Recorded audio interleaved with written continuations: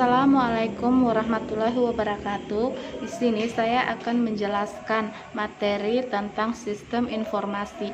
Pertama-tama, perkenalkan, nama saya Siti Ainul Yakin. Saya berkuliah di jurusan Teknologi Informasi Universitas Tadulako.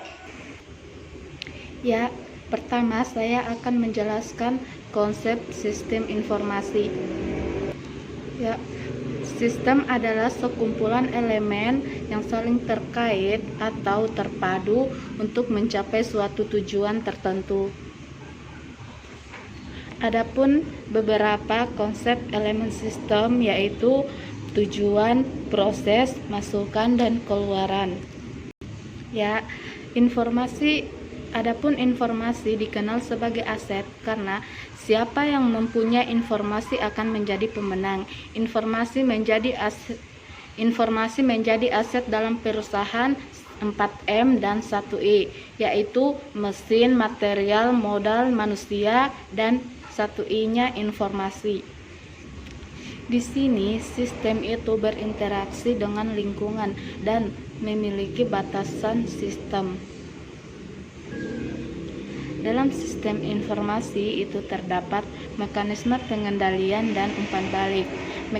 Mekanisme pengendalian ataupun kontrol mekanis diwujudkan dengan menggunakan umpan balik atau feedback yang mencuplikan keluaran.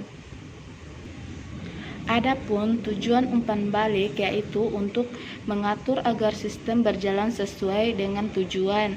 Pada sistem informasi, umpan balik dapat diperoleh dari setiap memakai program. Yang salah akan diperbaiki, program disesuaikan dengan keluaran yang dikehendaki.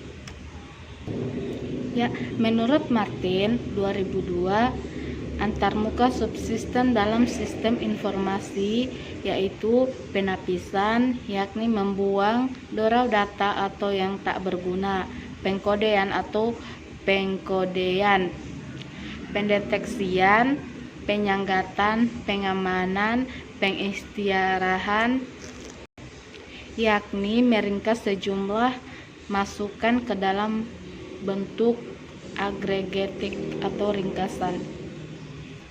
Di sistem informasi terdapat dua macam sistem, yaitu sistem tertutup dan sistem relatif terbuka. Sistem tertutup tidak ada interaksi dengan lingkungan, sementara di sistem terbuka itu gejolak lingkungan tidak mempengaruhi sebuah sistem tersebut. Ada beberapa teknologi informasi seperti teknologi masukan, teknologi keluaran, teknologi perangkat lunak, teknologi penyimpanan, teknologi komunikasi, dan teknologi pemrosesan. Sudah jelas di sistem informasi itu sangat dibutuhkan. Ada beberapa alasan investasi IT. Pertama, adanya kebutuhan untuk mempertahankan dan meningkatkan posisi kompetitif. Yang kedua, teknologi informasi dapat mengurangi biaya.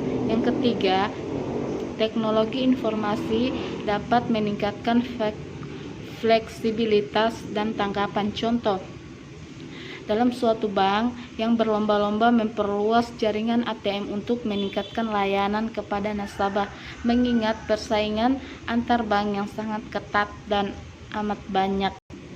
Teknologi informasi itu sendiri sangat mempengaruhi pengembangan strategi pemasaran karena di zaman yang sekarang ini teknologi informasi itu dapat memberikan lebih banyak informasi ke manajer melalui pemakaian sistem dengan pengambilan keputusan atau decision support system.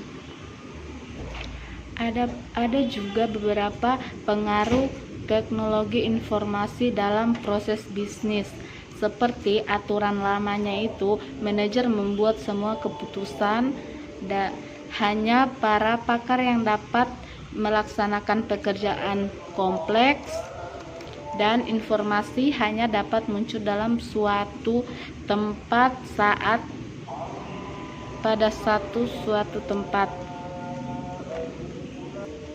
Sementara pada teknologi informasi itu sendiri, yaitu perangkat pendukung keputusan, akses basis data, perangkat lunak untuk pemodelan. Kedua, sistem pakar. Ketiga, berbagi basis data. Dan komunikasi data tanpa kabel dan portabel. Sementara pada aturan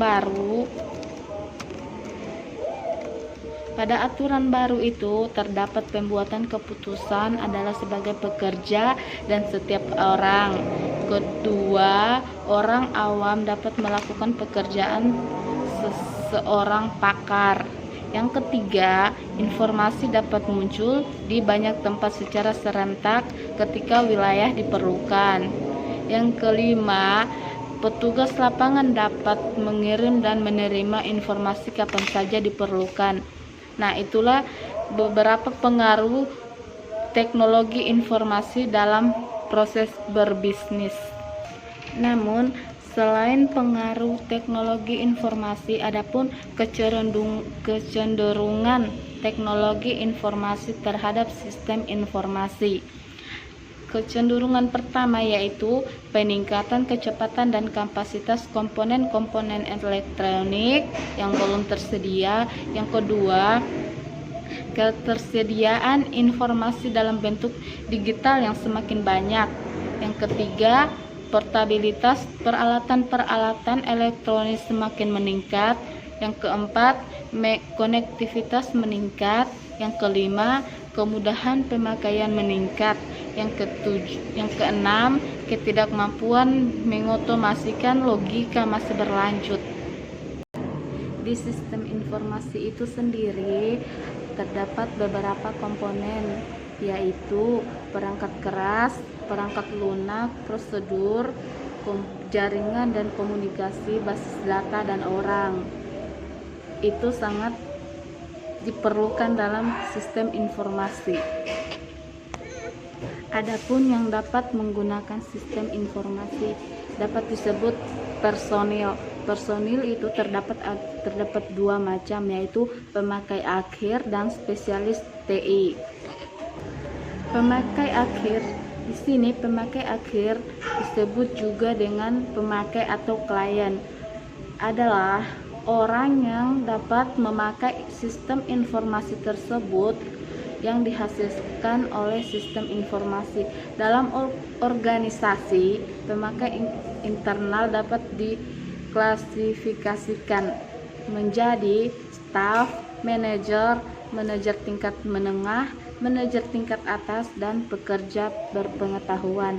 Adapun untuk spesialis IT yang dapat menggunakan yaitu operator, analisis sistem, desainer, pemrograman aplikasi, analisis program, pemrograman sistem, administrator basis data, auditor PDI, spesialis komunikasi data, teknis perawatan sistem, dan webmaster. Di sini, menurut level organisasi, sistem informasi departemen yaitu sistem informasi yang hanya digunakan dalam sebuah departemen, dan sistem informasi perusahaan, sistem yang terpadu yang dapat dipakai oleh sejumlah departemen secara bersama-sama. Sementara pada sistem informasi antar organisasi, sistem informasi yang menghubungkan dua organisasi atau lebih. Contoh sistem informasi pada Walmart dan B2B. Adapun sistem informasi yaitu sistem informasi keuangan, sistem informasi manufaktur, sistem informasi manufaktur, dan sistem informasi pemasaran. Adapun beberapa model yang digunakan dalam pengembangan sistem informasi yaitu the waterfall, model linear sequential, model prototype, model incremental, dan spiral, dan masih banyak lagi model-model lainnya yang dapat kita gunakan.